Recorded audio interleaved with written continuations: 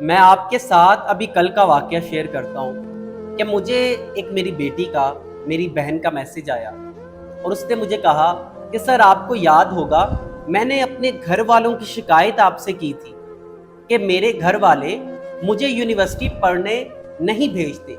میرے گھر والے مجھے اعلیٰ تعلیم کے لیے ہاسٹل میں رہنے کی اجازت نہیں دیتے، تو میں نے آپ سے شکایت کی تھی۔ تو میں نے بھی اسے ہاں میں رپلائی کرتے ہوئے پوچھا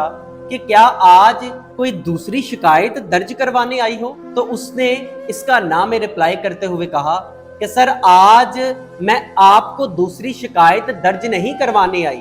بلکہ میں اپنی پہلی شکایت واپس لینے آئی ہوں۔ تو میں نے اس سے ماجرا پوچھا تو اس نے کہا کہ سر میں جان چکی ہوں کہ میرے گھر والے تنگ ذہن کے مالک بالکل نہیں تھے، میرے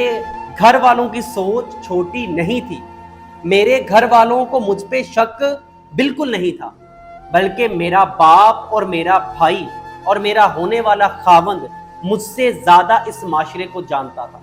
وہ مجھ سے زیادہ لوگوں کی نظروں کو پڑھتا تھا، اسے اس چیز کا علم تھا کہ لوگ آج ہوا کی بیٹی کو کس نظر سے دیکھتے ہیں، اس لیے وہ مجھے اعلیٰ تعلیم کے لیے یونیورسٹی اور ہاسٹل کی لائف میں نہیں بھیجنا چاہتے تھے۔